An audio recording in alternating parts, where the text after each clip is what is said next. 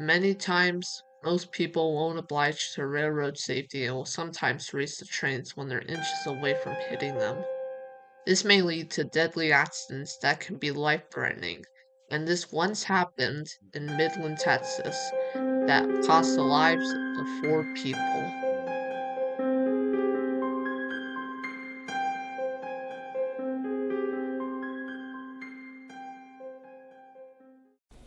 On November 15, 2012, two men by the name of Dale Hayden and James Atchison were driving their semi-trucks where one would act as the parade float for the Show of Support Hunt for Heroes parade in Midland, Texas. The trucks had a flatbed where 26 people would be on board, including 12 U.S. Armed Forces veterans, their spouses, and 2 civilian escorts. Meanwhile, a Union Pacific intermodal train was on its destination eastbound to Shreveport, Louisiana, all the way from Los Angeles, California. The train was led by UP ES44AC 7877, UP SD70ACE A497, NSC 40-9W A934, and UPES 44AC 7653. The parade would begin at 4 p.m., and they soon departed from their location. James was in the front and Dale was right behind him, and both of them were hauling 26 passengers. The police would even close intersections so the parade could pass. Soon, they would come on to the Garfield Street Railroad crossing, and during the time when Dale was going through the crossing, it was clear the signals were activated.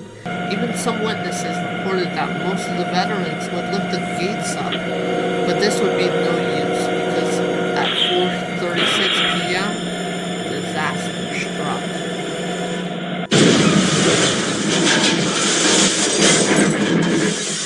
Trailer got hit by a train. We need EMS units, any EMS units as you can. The train collides with the flatbed at 62 miles per hour, causing the flatbed to sideswipe. The train also came to a stop after 3,100 feet. Out of all the victims, 4 people died. 2 of them were killed instantly upon the impact, and the other 2 later died in a hospital.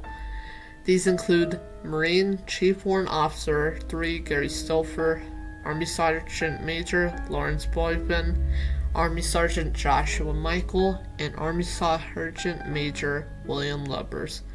16 people were also injured in the collision. Dale Hayden and train crew sustained no injuries in the collision.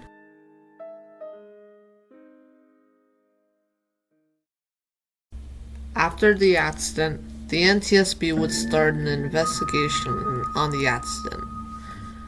On November 17th, a member of the NTSB named Mark Rosekind mentions that the float crossed the tracks after the crossings activated 20 seconds before the train would come in contact, and after 7 seconds, the gates raised down, and after the truck would start crossing, which would be 12 seconds before the impact, the engineer blared the horn and put on the emergency brakes when he saw the truck.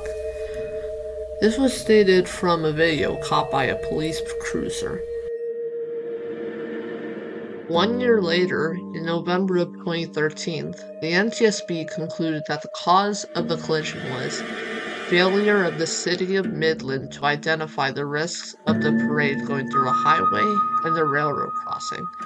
Also, it was found out that Union Pacific was repaying many of the taxpayers' dollars so that they could apply signals. Soon, UP made an agreement with the state of Texas, and they soon applied more signals, and they would provide drivers with 30 seconds of warning time before the train came. And the trailer from UP 7877 were repaired and put back to service.